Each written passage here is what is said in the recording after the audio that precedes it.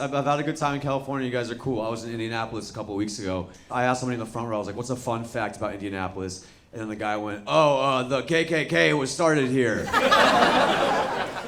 I was like, yeah, I think we have different ideas of what fun is. But yeah, my name is Zahid. That's how you pronounce it, is Zahid. Sometimes I'll have, after shows, I'll have white women come up to me after shows and nothing on white women. Love you guys. Thank you for your service. I love targets and the concept of fall. Big fan. But they'll come up to me and they're like, oh my God, like what does Zahid mean? Like what does that mean? And I'm like, I don't know, what does Samantha mean? What the fuck are we doing right now? I don't know white names. You know, there's like dudes named like Jeff. That's hilarious. That's my favorite name. That's a stupid name for a stupid guy. There's some Jeffs in here right now. They're like, fuck, he's on to us. He gets it. You ever meet a Geoff? Right? Yeah, you know. They tell you every time. They're like, it's Geoff, and you're like, kill yourself. I don't give a shit. I don't care. Where do you get off? Where do you G off? That's what I want to know. I like the name Jeff because that is specifically a name for an adult man. That's an adult man's name. There's no babies named Jeff. That would be awesome. You meet a father, he's like, yeah, that's my newborn. He's 8 weeks old. That's Jeff. You look over, baby's like fucking smoking a cigarette. Works at Avis. I found this out. You guys know in the year 2043, we're gonna have more minorities than we will have majorities. I guess. That means that as I'm saying this right now, and if you guys know, but we're currently running out of white people. Did you guys know that? Not in this room. We're crushing it in this room. Everywhere else, there's a real shortage. Because nobody wants to be white anymore. That's my favorite thing. Like, make some noise if you're proud to be white. Nice. A little spackle of that January 6th energy that's still lingering. That's actually a tame response. I asked that in Texas. They shoot guns at the ceilings. That's pretty good, actually. You ever tell someone they're white? They try distancing themselves from the situation as fast as possible, right? You'd be like, you from white? They're like, oh, no. No, white, no. My dad's half German shepherd. My mom's a shadow. You're like, what the fuck are you talking about? This guy hit me up on Facebook recently, and he said, he goes, I've seen a couple of your sets, man. You always attack white people, and that makes you a racist. And it's like, first of all, these aren't attacks. They're just jokes, you know what I mean? And also, attacking white people doesn't make me a racist.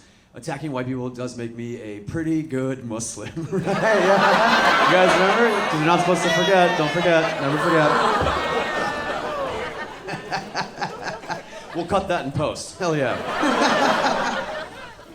I don't know. Yeah, I'm a brown guy in Texas. That's kind of a tough thing, you know?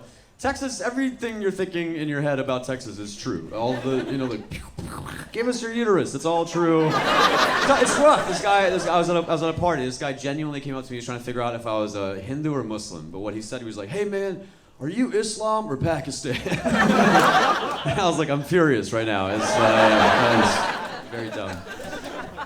I don't know. I am a Muslim. I'm also a millennial. That's why I got this cool costume on. I think Islamophobia is going to die with millennials because millennials and Muslims are basically the same person. They're the exact same, you know, just growing out their beards, quitting alcohol, picking up intermittent fasting. I'm like, just convert, man. You are right there. Let's do this thing. Then COVID happened. Everyone started wearing face coverings. I was like, all right, progress. You guys might not know this, but I actually grew up in a country where women can't drive. It's America, by the way.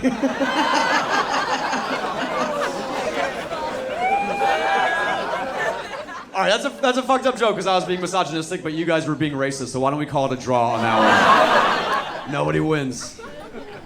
I don't think my Indian parents like totally get what it is that I do. Like, here's what happened. I have an Indian doctor. You should get an Indian doctor. They're the best ones, you know what I mean? Like, right now, there's a show called The Good Doctor, and it's about a white kid with autism when really it should be about any Indian man. Like, if you went to the ER and you were bleeding out of your fucking head, and behind the desk was a white teenager with Asperger's, and next to him was an Indian man, and you leaned in and said, let me get the good doctor, we all know who the fuck you're talking about right now. So give us our show.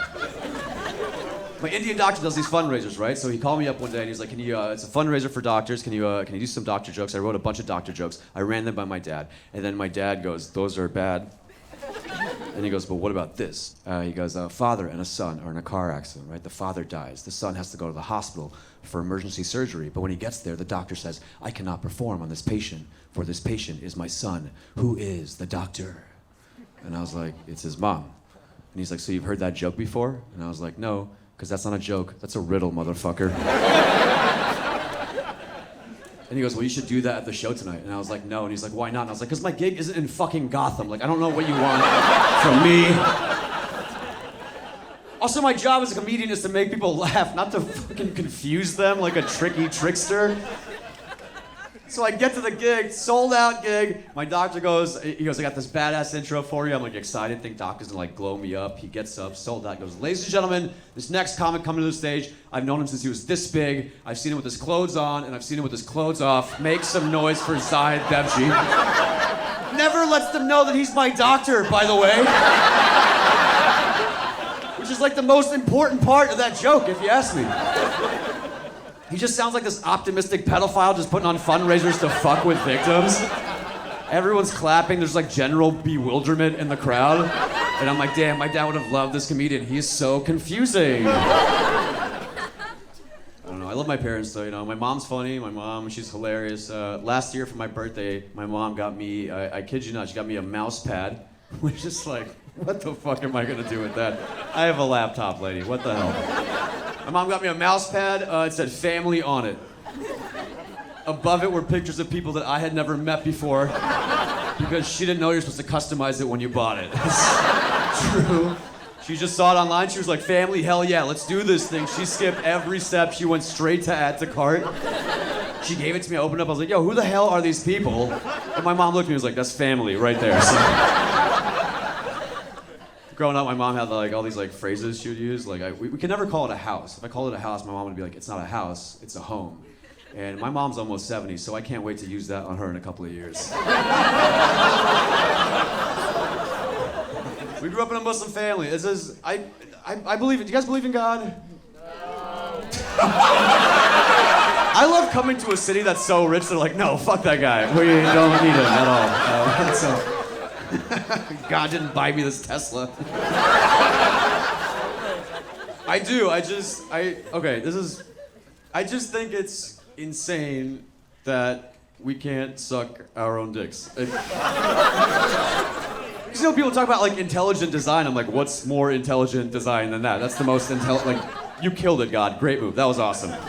Because sometimes you'll talk to an atheist, and if you're an atheist, it's fine. You know, some of my best friends are annoying. And you'll talk to an atheist and they'll be like, well, if God's real, then where is he, huh? If he's real, then where's God? Where's your God if he's so real? And if you ever have tried sucking your own dick, ever?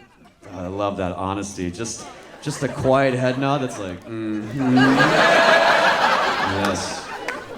You get pretty close, right? You get to like right here every time. Just looking down the barrel of that sawed-off shotgun, right? You go in, they move the goalposts. You move in, they move the goalposts. You go in, they move the goalposts. But you don't quit trying. You're American. You just push down. You just keep on. You just keep on. You guys get this? You just keep on.